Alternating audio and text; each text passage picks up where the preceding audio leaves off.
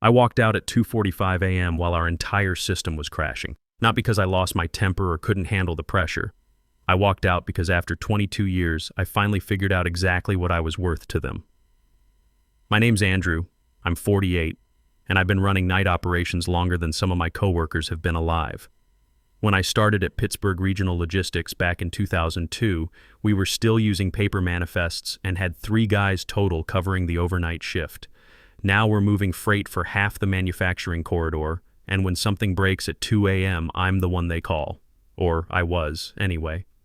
The whole thing started on a Wednesday morning when Lisa, our operations director, sent out one of those all-hands meeting invites. You know the kind. No agenda, just important company updates in the subject line. I'd seen enough of these over the years to know it was either really good news or really bad news wearing a suit. I'd been running the night shift for Pittsburgh Regional since they promoted me from day operations back in 2009. Started on days when I first joined, learning the freight business from guys who'd been doing it since before computers. Took me about 5 years to really understand how all the pieces fit together. The vendors, the clients, the legacy systems that still run half our operations. When they offered me the night supervisor spot, it seemed like a good move. Better pay, more responsibility, and honestly, fewer politics after 6 p.m. We had a solid team covering nights, 6 of us rotating through the week. Danny and Michelle were rock solid. They knew their stuff and showed up ready to work. Carlos was still learning the ropes but had good instincts. Janet was one of those people who always seemed busy but somehow wasn't available when things actually broke. And then there was Jason. Jason had been with the company about 3 years, most of that on day shift. He was 32, had some kind of business degree, and somehow always managed to make routine operations sound like strategic initiatives. In meetings, he'd take a simple vendor timeout and turn it into a presentation about optimizing our supply chain resilience. Management ate it up. Here's what really got to me about Jason. 2 months ago, we had a critical failure with our main routing system. Happened around 3 a.m. on a Friday night, right when our biggest automotive client was pushing their weekend shipping load. Jason was covering that night, but he'd stepped away from his desk. Said later he was reviewing documentation in the break room. The alerts were going off for 20 minutes before he even noticed. I was officially off that night, but I live about 10 minutes from the office, so I drove in. Spent 4 hours routing traffic manually, calling vendors, and keeping our client's assembly line from shutting down. Cost them maybe 30 minutes of delay instead of the 6 hours it would have been if we'd lost the whole weekend window. Lisa sent a team email the next Monday thanking everyone for quick thinking and collaborative problem solving during the Friday night incident. Jason forwarded it to his personal email with a comment about how teamwork makes the dream work. Never mentioned that he'd missed the initial alerts, never mentioned that I'd driven in on my day off. That's just how things worked around here. Day shift got credit for solutions, night shift got blamed for problems. When Lisa called the all-hands meeting, I already knew this would be about retention. We'd lost 2 good people in the past 6 months to competitors offering better packages. Word was getting around that Pittsburgh Regional wasn't keeping up with market rates, especially for experienced operations people. The company was getting nervous. Lisa did her usual warm-up routine during the meeting. We're committed to investing in our people. We want to recognize and reward our key contributors. She had this way of talking that made everything sound like it came straight from an HR handbook. Then came the announcement: retention bonuses for critical roles, designed to keep our best talent engaged for the next phase of growth. Critical roles. I almost laughed out loud at that phrase. If critical meant anything in this business, it meant if this person leaves, we're in serious trouble. And in logistics, trouble happens fastest when nobody's watching. That's nights, weekends, holidays, all the hours when corporate executives are home with their families. After the meeting, Lisa started calling people individually to discuss their retention packages. Smart move from a management perspective. Avoid any awkward comparisons in real time. Keep everyone guessing about what everyone else got. Jason got his call first. He came back into our team chat with this fake humility thing he always did. Guys, wow. Really didn't expect this level of recognition. They really stepped up to show appreciation. Then he sent me a private message with a screenshot like he'd just won the lottery. $18,000 retention bonus. Not stock options or some deferred compensation scheme that might be worthless in 5 years. Just straight cash, Paid out next cycle if he signed an agreement to stay 12 months.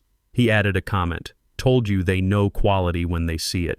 My stomach did something unpleasant, not jealousy exactly, more like recognition, because I already had a pretty good idea what my number would be. After 22 years, you learn to read the signs. Lisa called me about 20 minutes later. Video call, big rehearsed smile that I'd seen her practice during team meetings. First of all, Andrew, thank you.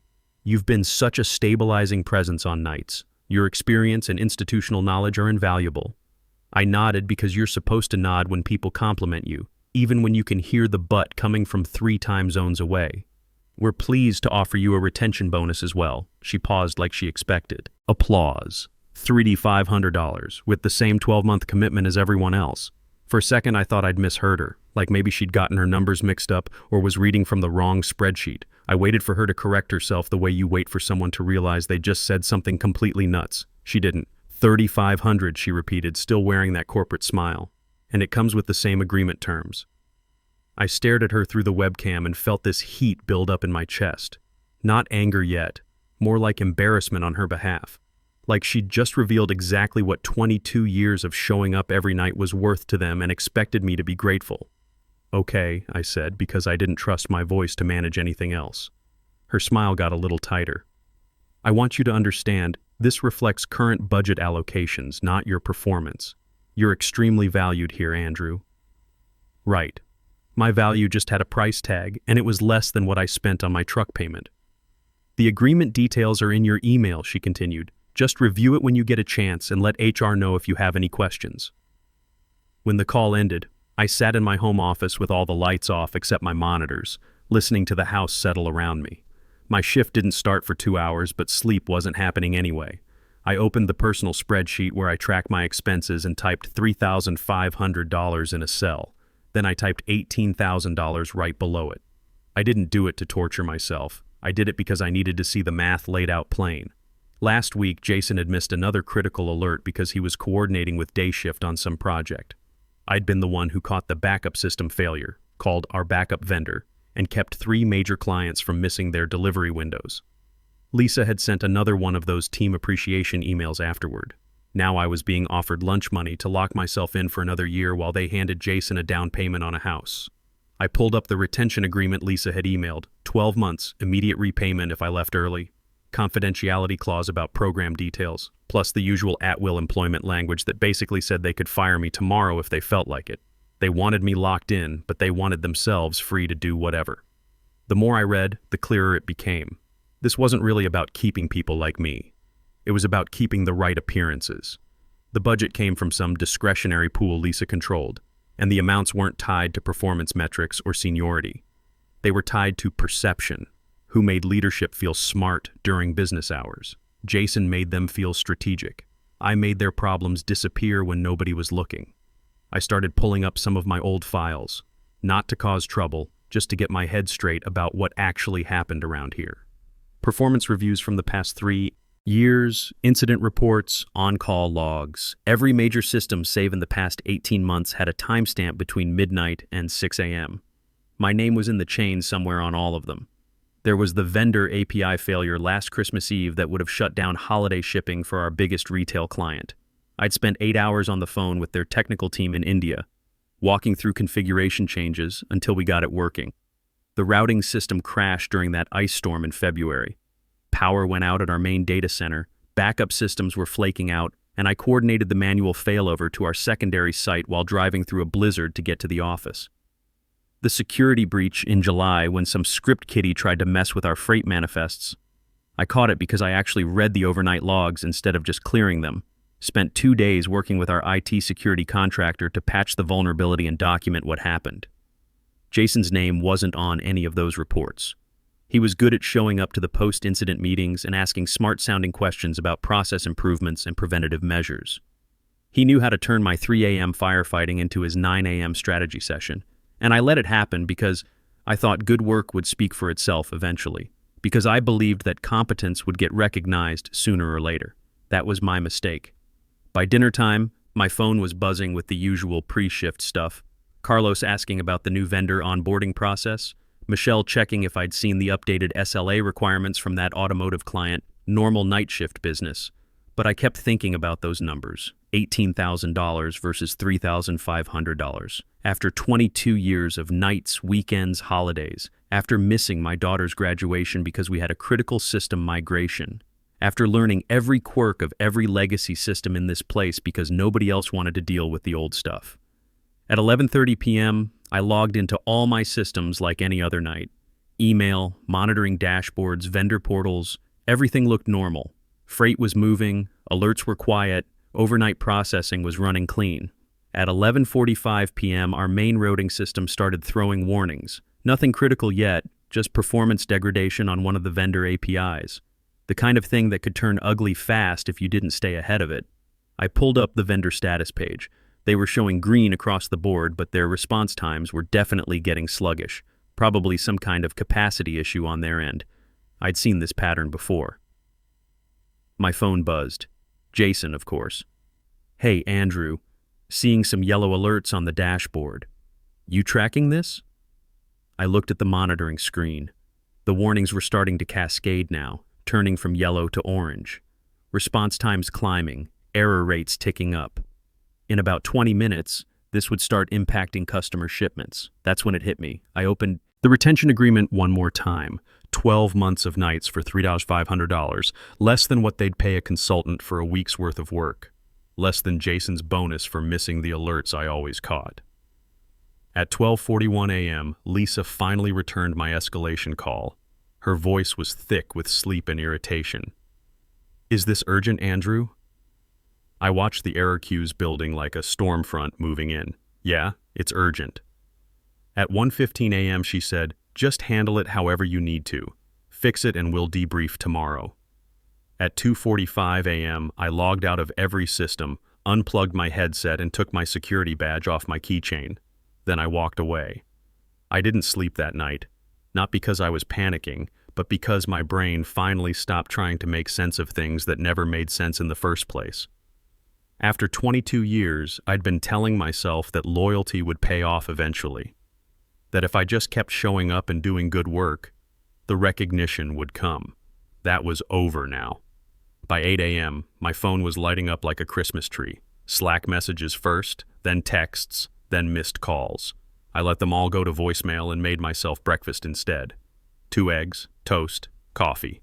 First time in years I'd eaten breakfast without checking email or monitoring dashboards. The first voicemail was from Lisa at 8:15 a.m. Her voice was different, higher, tighter. "Andrew, hey, we had some issues overnight. Can you give me a call when you get this? Thanks. No urgency, no panic. Just some issues. Like maybe a vendor was a few minutes late or someone forgot to update a status page." By 10 a.m., the tone was changing. Carlos left a message. "Andrew, man, where are you? Things got pretty ugly after you logged off. Lisa's been asking for you all morning." 11:30 a.m., Michelle. "Andrew, I don't know what happened, but they're freaking out upstairs. Jason's been in Lisa's office for 2 hours. Call me back." I checked Pittsburgh Regional's public status page around noon. Still showing green across the board. Of course it was. Status pages only tell you what companies want their customers to see, not what's actually happening behind the scenes. But I could read between the lines. When everything's really fine, companies don't update their status pages every 30 minutes with messages like, "All services operating normally and monitoring for any potential impacts." That's the language you use when you're praying nobody notices what's actually broken. At 12:45 p.m., my phone rang. Not Lisa this time. Not even Carlos or Michelle. Kevin from VP Level Operations. I'd talked to Kevin maybe 5 times in my entire career, and only when something was already completely on fire. I let it go to voicemail. "Andrew, this is Kevin Walsh. I need you to call me back as soon as you get this. We're dealing with some critical system issues and Lisa says you have the background to help us resolve them. This is urgent. Thanks." Background. Not expertise, not leadership, not 22 years of keeping their operation running. Background. I deleted the message and went for a walk instead. When I got back an hour later, there were 6 more missed calls and a string of increasingly desperate text messages. The last one was from Jason. "Dude, please call back. I'm in way over my head here." That one almost made me laugh. Way over his head. like he'd suddenly discovered that actual operations work was different from giving PowerPoint presentations about operational excellence. Around 3 p.m., I did something I probably shouldn't have. I called Danny, who was working day shift that week. Danny'd been with the company almost as long as me, knew where all the bodies were buried. "Andrew, thank God," he said the second he answered. "Where the hell are you?" "At home." "What's going on?" "What's going on?" "Dude, it's complete chaos here. That vendor API thing from last night, it cascaded into something massive. 3 major clients are down, 2 more are threatening to pull their contracts, and nobody knows how to fix it. Where's Jason?" "Jason?" Danny laughed, but not in a good way. "Jason spent 4 hours this morning trying to restart services that were never actually down. Made everything worse. Lisa finally pulled him off the systems around noon. What about the runbooks?" "That's the problem. The runbooks are all from 2019. Half the vendor contact info is wrong, and the troubleshooting steps don't match what the systems actually look like now." Jason kept following the old procedures and breaking stuff that was still working. I felt something settle in my chest. Not satisfaction exactly, more like clarity. This was what I'd been trying to tell them for years. You can't run complex operations with outdated documentation and people who only understand the theory. "They brought in consultants," Danny continued. 2 guys from some big firm in Chicago. They've been here since 10 a.m., billing $400 an hour, and they keep asking questions about legacy integrations that only you know how to answer. $400 an hour. That was $3,200 for an 8-hour day. Nearly what they'd offered me for an entire year of retention. "Lisa's been calling you all day," Danny said. "She looks like she hasn't slept." "I know. Are you coming in?" "No." There was a long pause. "Andrew, man, I get it. I really do. But this is bigger than just you and Lisa now. We've got drivers sitting in parking lots because their routes won't load. Warehouses backing up because shipments aren't getting assigned. If this goes much longer, it's going to make the news. Then they should fix it. They can't." That's the point. Jason doesn't know the vendor relationships. The consultants don't know our legacy systems. Lisa's running around with printouts trying to manually process freight assignments. Another pause. "They need you, Andrew." "No," I said. "They need what I know. There's a difference." At 4:30 p.m., Kevin called again. This time I answered. "Andrew," he said, "no pleasantries. We need you here. Now. I'm not available for emergency coverage." "What do you mean you're not available? This is your job. My job was night operations. This is day shift's problem. That's not how this works. It's exactly how this works. You decided Jason was worth 5 times what I was worth. This is what that decision looks like." I could hear him breathing hard on the other end. "Okay, let's talk about compensation. We can revisit your retention package." "Too late for that." "Andrew, be reasonable. We're looking at millions in penalties if we can't restore service. 3 of our biggest clients are already talking to competitors. Sounds expensive. What do you want?" "I want you to understand something," I said. "This isn't revenge. This isn't me trying to hurt the company. This is just what happens when you treat people like they're disposable. We don't treat you like you're disposable. Kevin, you offered me $3,500 to stay for a year. That's $67 a week. You're paying consultants more in 1 day than you offered me for 12 months.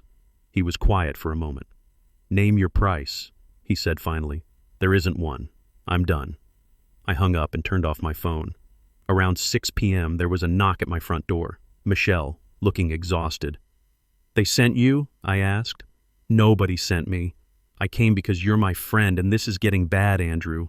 Really bad." I let Michelle in and made coffee while she told me what was really happening. It was worse than I'd thought. "They've got manual workarounds running for everything," she said, sitting at my kitchen table. "Lisa's been there since 5 a.m. with a stack of printouts trying to route shipments by hand. The consultants keep asking about integration points that aren't documented anywhere except in your head. What about the vendor relationships? That's the worst part. Jason called our main API provider this morning and somehow managed to get us flagged as a problem account. They won't take his calls anymore. Danny spent 2 hours convincing them to even talk to us." I sipped my coffee and thought about that. It had taken me 3 years to build a solid relationship with that vendor. Their technical lead, Kumar, had my personal cell number and would take my calls at 3 a.m. if something broke. Jason had probably opened the conversation by demanding immediate escalation and threatening to switch providers. 3 clients have already pulled their contracts, Michelle continued. 2 more sent termination notices this afternoon. Legal's having a field day. Which clients? Henderson Manufacturing, Apex Distribution, and Great Lakes Freight. The automotive guys are giving us 48 hours to fix everything or they're walking too. I knew those accounts. Henderson alone was worth about $2 million a year. Apex was smaller, but they'd been with us since 2008. Great Lakes was our biggest automotive client. Losing them would probably cost 15 to 20 jobs. Michelle, you know I can't fix this by coming back for one shift. This isn't a technical problem anymore. It's a trust problem. She nodded. I know, that's not why I'm here. Then why? Because you should know what they're saying about you upstairs. I raised an eyebrow. Kevin's been in closed-door meetings all afternoon. Word is they're talking about negligence, about whether you abandoned your post during a critical incident. That got my attention. Seriously? Lisa's trying to control the narrative. She's telling people you had a family emergency and couldn't be reached. But Kevin's asking questions about the retention program, about who got what amounts. Someone leaked Jason's bonus number. How'd that happen? Jason told his girlfriend. His girlfriend works in accounting. Accounting talks to payroll. You know how it goes. I did know. In a company this size, financial information was like water. It always found a way to leak. HR's involved now, Michelle said. They're doing some kind of review of the whole retention program. Lisa's been in and out of meetings with legal all day. Good. Andrew, they're going to try to blame you for this. You need to protect yourself. She was right. I spent the next hour documenting everything I could remember. Dates, times, specific incidents.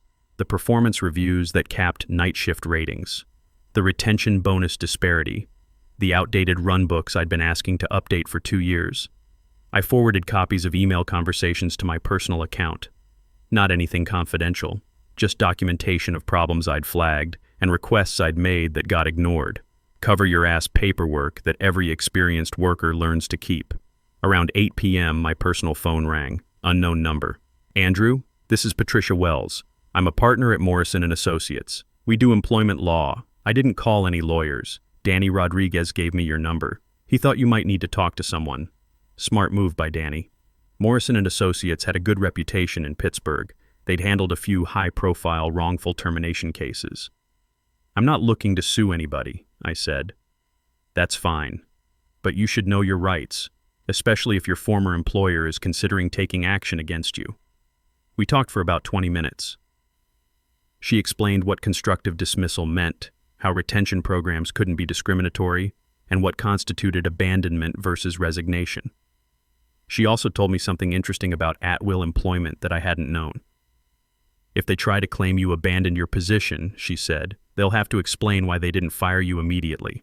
The fact that they've been calling and trying to get you back actually works in your favor. 3 days later, the story hit the local business journal. Not front page, but a decent-sized article. Pittsburgh Regional Logistics faces service disruptions amid staffing issues. It mentioned contract losses and customer complaints, but didn't name names. What it did mention was that the company was reviewing internal processes and had brought in external consultants to assess operations. Corporate speak for we have no idea what we're doing. By the end of the week, the whole thing was moving fast. Lisa was out, officially on administrative leave, but everyone knew what that meant. Kevin was running operations directly, which explained why my phone had finally stopped ringing. Someone had probably told him that continuing to harass an ex-employee wasn't a great legal strategy. The following Tuesday, I got a call from a recruiter I'd spoken with about 6 months earlier. Different company, similar logistics operation, but with better systems and a clear day shift opening. Andrew, I know you weren't actively looking, but something opened up that might interest you. Steel Valley Logistics just lost their operations manager to a competitor. They need someone with your background, and they specifically asked about night operations experience. The interview was that Friday. 2 hours, mostly spent talking with their VP of operations and the team lead I'd be working with. No PowerPoint presentations, no theoretical scenarios, just practical questions about vendor management, legacy system integration, and how to handle crisis situations. They offered me the job on Monday. Salary was 20% higher than what I'd been making at Pittsburgh Regional. Day shift, Monday through Friday, with optional overtime during peak seasons.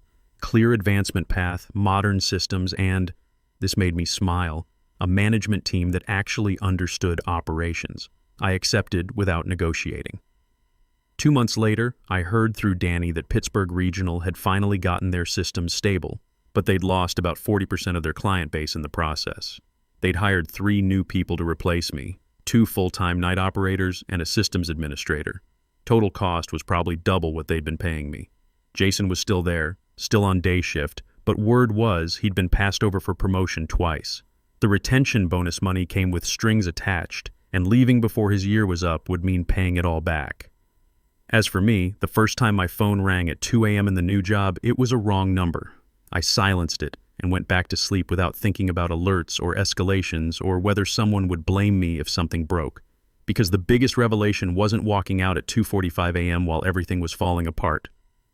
It was realizing I didn't have to prove my worth by being exhausted anymore. They'd bet on the wrong person. I just stopped pretending that was my problem to solve.